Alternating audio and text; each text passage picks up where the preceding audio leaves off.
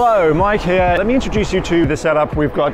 It's in person. It's actually quite a wide angle lens. So I was talking about sort of big production crew with all their lights and definite goal of winning a particular piece of swag item. Especially when you don't have to do a full safety induction. Okay, well the keynote speech appears to have finished. By the time you see this video, it will have happened. I think actually we go off script more than anything else, so I expect nothing less. Okay, so you'll be able to see the point that I was making before. I haven't seen a car in person until today. It's running a little EC2 instance on it. This is not like my setup at home. You've seen it here first, folks. It's the future of cloud computing.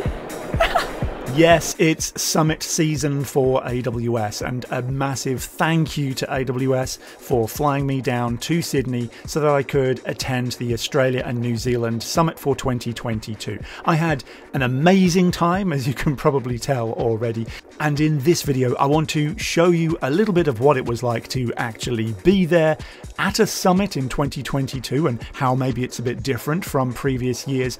And if you weren't able to attend yourself, you'll get a bit of a sense of what it's like, and hey, maybe I'll see you at a summit next time around. Hello, Mike here, and welcome. Yes, we're actually here in person in the ICC Darling Harbour. And look who's with me. It's Brooke Jameson. Hello, Brooke. Hi, thanks for having me on your guided tour. Actually, before we get going around the floor, have you been to a summit before? Yeah, it's my first summit, so I have no frame of reference at all, which is good. I have been to community days before, so it's definitely a different energy to that, but still really good. It's just a different crowd, I think. Well, I can tell you from 2019, which I think is the last summit we had, this is significantly smaller. So we're basically one hall of the ICC for this show floor rather than three, but that's okay. That's one difference. Now let's go and show the guys another difference, because just over here is what they call the broadcast backlot. So come with us. So currently, right now, the keynote presentation is going on. So I'll just put you over here so that you can have a look. And what you can see is basically, yeah, all of the captioning happens here, all of the streaming is going on from over here. There's the social media team, which is just down there. Social media team, give us a wave. Give us a wave. They're too busy posting the social media posts that we've been putting up all day. So you can see everybody working here, like putting all the stuff up on the stage. Currently, Simon Alicia's on stage doing a keynote presentation. So maybe we come around here. So yeah, here they are. So this is broadcast backlot. They've got all the vision switching going on down here. They've got all the camera feeds coming in here, because this is very much targeted at being a live streamed event, right? So this is not like my setup at home where I've got one computer and one camera and like I just make do on live. You don't have a team of 50 working for you to produce your videos? I do not have a team anywhere like, no, it's just me. But here there's like an entire outside broadcast TV setup. All the camera feeds coming in here. Now we're going to see lots of places where the cameras are coming in from around the show floor. One significant place that Brooke and I have both spent quite a bit of time is over at the studio show area. So let's go over there. Yeah, definitely. Okay, so hopefully you can see behind us here we have the studio shows. Brooke, you've been in a few of these. What have you been doing in this space? I'm doing a lot of talking and a lot of listening and a lot of reading from teleprompters, which is new for a lot of us, but it's been super helpful to make sure we stay on message throughout this. Yeah, he's very carefully choreographed, right? So it's fair to say that we've been in rehearsals as well doing this, and we've got a bit of scripts in front of us. Talking points. Yeah. Now, there's a barrier down here that's kind of stopping people from going in, but I think we should just go in. What do you reckon? Yeah, we'll give it a go. Wait till I get tackled by security, then I'll know to stop. There is someone from security looking at us just over there, but let's go in. Okay, come on, let's go.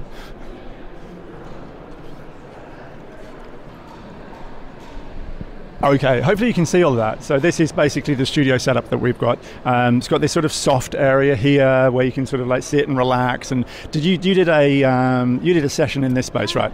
Over here earlier for the Diversity in Tech panel that was yesterday. So yeah, it was really good.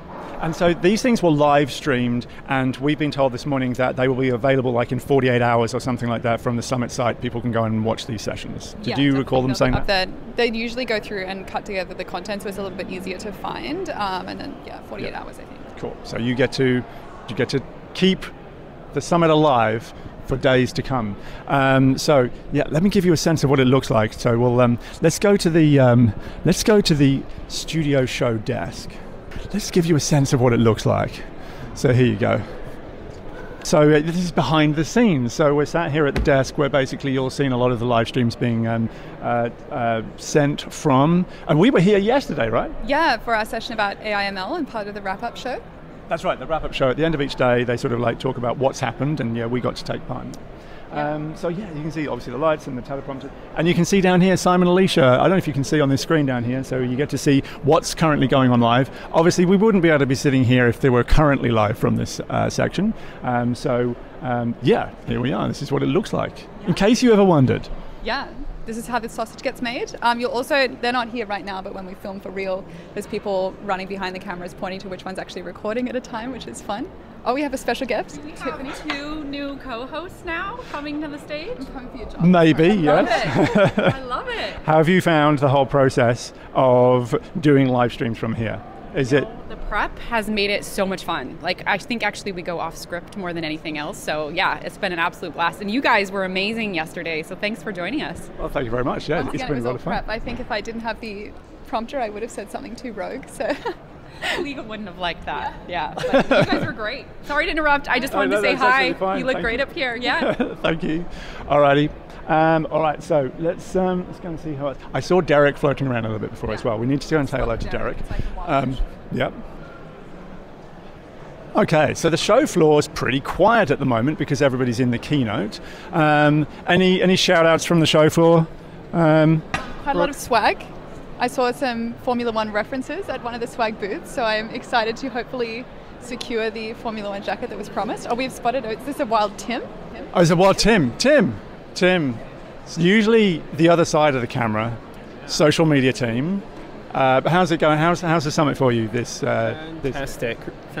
Really excited for the Deep Racer final this afternoon. You guys have been an excellent unofficial team that is coming through and delivering the goods. So yeah, hoping to see some more interviews with you guys later today. Absolutely. To force people to compliment us on camera. It's just, we'll cut this together just for future use, yeah. So thank you very much for that. Thank you. All right, let's keep taking people around. I can see what else is going on. Little vendors here on their little stalls. So there are some competitions, Brooke, as you mentioned. Yes. And so, yeah, with fewer people here, maybe easier chance to win some prizes. Better, I guess. I am manifesting it, visualizing my Formula One jacket. We have a very, very definite goal of winning a particular piece of swag item for Brooke. Oriented, outcomes focused. Yeah. So we'll see what happens with that later on today. Look, we're getting to somewhere rather exciting here. So everybody will probably recognize this. This is AWS Deep Racer. So Brooke, have you had a chance to get into Deep Racer much? I haven't seen a car in person until today, even though I've done a lot of the virtual races. So it's very exciting to see them. I knew there was sort of this size, but it was cool to hold one. Like a tiny baby.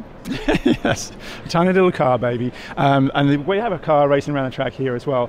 I understand that the finales are happening this evening or this afternoon. They start, I think, at about 4 and they're going to be racing around continually. So, yeah, look, this car's doing all right. My favorite thing is when I saw one that was a little bit broken, the model had gone a bit haywire and they picked it up, but its wheels were still spinning, and it reminded me of when you hold a dog over the bathtub and they're still sort of paddling. It was the same energy and I cherished it. The most glamorous part of reinforcement learning, obviously. Absolutely, absolutely. Well, we'll definitely have to sort of catch up with someone from the Deep Racer team as well, because there's so many people here from Deep Racer. And I was chatting to them earlier, and they were telling me that actually the ANZ region is actually a real hotbed for Deep Racer racing. And so there's some awesome finalists heading up to reInvent later this year as well to do that. So I don't know, my Deep Racer racing days are over. I don't want the humiliation of being too far down the ranks. So let's go and have a look at the pit lane. This is what they look like without the covers on them, I think is important. You often don't get to see that online. They only have the shells on them, but this is, I guess, what they're like without the jackets. Yeah. Indeed. Well, LiDAR on board as well in the new Evo model, I think. And then there's more USB ports, so you can add extra processing power as well, and other cameras sort of slot into the extra USBs. That's it. Well, I have to say, regular viewers of the channel, I have actually got a video of taking one of the regular Deep Racers and upgrading it to an Evo Deep Racer. Oh, with the kit that you can buy. With a kit you can buy. So I shall put a link to that in the corner. That's what you're supposed to do, isn't it? It'll come up. Yes. Future Mike will remember. That's right, I will. Cool. Well, over here, in here, This is the main stage. And currently there is a presentation going on. I'm kind of keen as much as possible to just storm everything and just sort of go up there and film. Storm everything, do you mean the stage or the audience? Because I think they will end up differently for us. I was thinking stage, but we probably shouldn't. So the security guard that's standing on the main stage looks a little bit more officious than the person who is stopping us from getting into the studio. If I get tackled, I just want it to be on camera. Maybe we can like sneak the camera around the corner. Maybe we'll go this way. There you go. AWS Summit ASMR. There's a drone. I see a winged drone on stage. That's pretty cool. Before we get thrown out, we'll leave. So it's very broadcast streamed-y, as we've talked about a number of times. We've seen the backlot, we've seen the stage area, we've seen the TV studio area. But what they've also got is these booths. You've obviously seen the vendor booths, but they've also got these booths here. Let's go to the sustainability booth. There we go. Brooke's going to demonstrate what this looks like. But basically we've got these large set areas here. And what happens is they swing in a big production crew with all their lights and stuff. And once the show floor is cleared, they run an actual presentation from here. So Luke, I think, did his presentation from here yesterday. And now Brooke is here to talk to us about sustainability. Go. Do I look like I'm on the news? I feel like this is very weather report energy if I hold this briefly. Yeah, please do. See, this is very much like I'm a weather girl. The weather is cloudy. That's my only joke about this. It is cloudy. You're making carbon forecasts. Yeah, definitely. And it's part of the new sustainability pillar. See, as we can see, the new sustainability pillar. And I did manage to catch up with Luke some time ago, actually. And I heard that he was actually staying in a combi van somewhere rather than staying in a hotel because he drove all the way from Brisbane to get here, which is exactly the right thing you should do. I expect nothing less. So. Yes, yeah. From a sustainability person, that's absolutely the right thing to do. So that's what they've got here. We've got some more around the corner here as well. All the different sort of AWS disciplines and whatever that they wanted to talk about. Obviously, the Ask the Architect area, which you sort of as a staple of summits. So you can come and sort of hassle an architect and get them to draw some whiteboard diagrams somewhere. We've got some AgTech kind of stuff over here. So AgTech, looking at LoRaWAN networks and IoT related things and all that kind of stuff. But Brooke, I think your favorite, maybe, I'm going to speak for you and then you can tell me I'm right or wrong. Your favorite might be just around the corner here with the industrial setup. Should we have a look at that? Yeah, I really like the industrial applications of AWS, and I think it's something especially Australia does a really good job of. So it's always good that they champion that here. Awesome. Let's go and have a look at it. Actually, the lights are up. Well, okay, so you'll be able to see the point that I was making before. All right, so I don't think they're actually filming right now, so maybe we can go up and barge in. But you see basically what they've got here are these setups where they've got this big camera and lighting setup so that basically you can attend virtually. Yeah, I'm going to take a punt that they're not actually live. So let's go in and take a quick look. And there's this massive wall of engineering tech. So is this you in your element, or is this an element you want to be in? Yeah, at Blackbook we do so many different things in industrial IoT spaces as well for different types of factories and manufacturing and all sorts of things. So it's always very exciting, especially when you don't have to do a full safety induction, to see something in person. So also don't have to wear steel cap boots because there's this friendly pollard holding us away from it. So It's good to be able to see this stuff in practice because often lots of it happens behind the scenes and maybe people aren't as familiar with it occurring, but bringing this stuff out into the sunlight of these large lights really helps people to get more familiar with it. I think it's really easy for cloud to get very not tangible, I guess, or just very in the clouds virtual. So it's good to see it in person. There's water here, the water moves. So tangible. Well, this is the thing, isn't it? With Amazon Web Services, with web services, with software in general, you can't touch it and feel it. Here you actually can. And I'm not going to pretend that I know exactly how all of this stuff works. And now we've just been invited to actually talk about it from a point of view of someone who actually knows. So I'm Lachlan Kidd. I'm the IoT sales principal for AWS across Australia and New Zealand. Awesome. And in a nutshell, there's a lot of stuff here, but what's going on here? Okay, so we've got a bunch of industrial equipment here. We've got a whole range of sensors, clearly targeting this is a water simulation, but really what we're doing here could easily apply to mining, could apply to power and utilities, could apply to manufacturing, both process and discrete.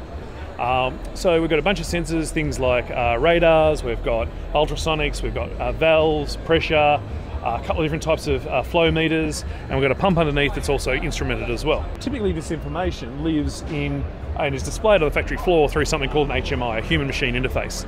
But as you can see, that's stuck on that lives on the factory floor. That's at a point on the factory. So what we're doing here, we've got one of our edge compute snow cones. It's running a little EC2 instance on it, and in turn we're transmitting that data. We've got a site-wise connector on it, and so it's sending all the data we're collecting off this system. There's an industrial protocol between here and here called OPC UA, and we're sending that data to the cloud. So once we get the data to the cloud, we can start using more traditional IT tools like Grafana. So we're building dashboards, basically mimicking what's on the HMI, but now in a Grafana dashboard. So now we can look at that on a phone, we can look at it on a tablet, we can have it on the factory floor, we can have it in a supervisor's office, we could have it at someone's home if they really wanted to. Now look, I've got to ask you as well, obviously all these lights and cameras and everything's been set up here on this booth, a little bit of a different experience from a normal kind of summit for you? Sure, well actually my first summit in person. I've been with AWS for 2.5 years, and this is the first in-person event we've had. So it's cool. What a time to join AWS. Yeah. Okay. Very different time. But so what's the engagement been like from sort of the online community, watching through the live streams and stuff? You're getting questions and stuff. Well, we do our live stream this afternoon, so we haven't done one yet. I'm hoping it'll be really successful. We've had plenty of people on the stand. We've had at times 2 and 3 people deep. So certainly a lot of interest.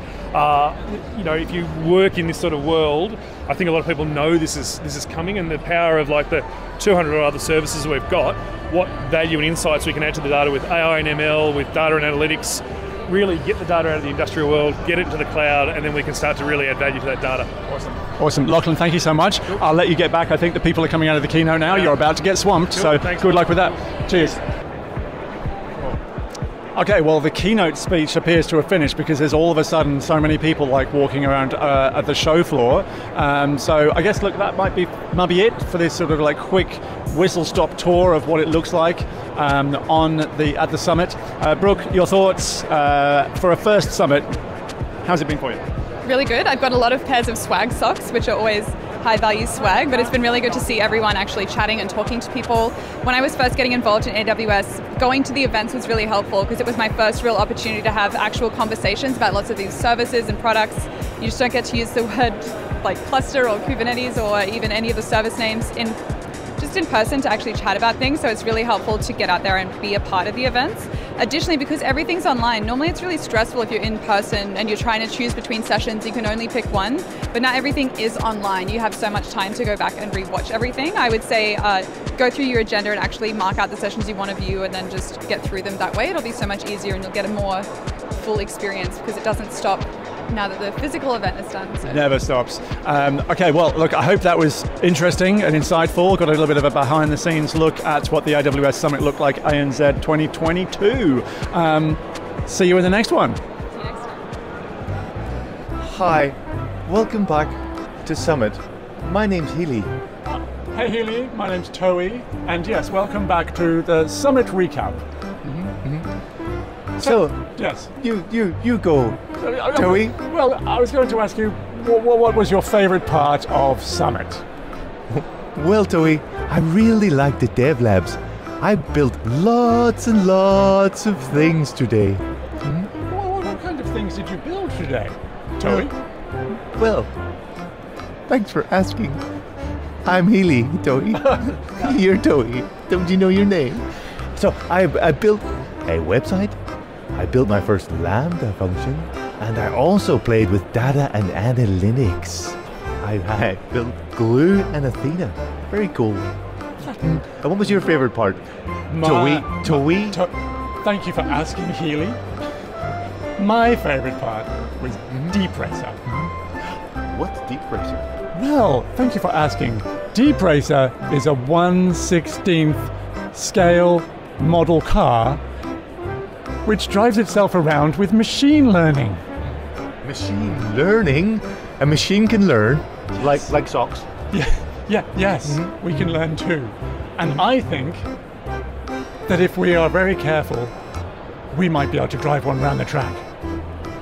No way. Yes. Thank you so much for your recap of Summit 2022. Oh, my pleasure, Toey. And thanks for joining me here on the Summit Live Show. See you next time at another summit Bye. near you. Bye, everybody. Bye.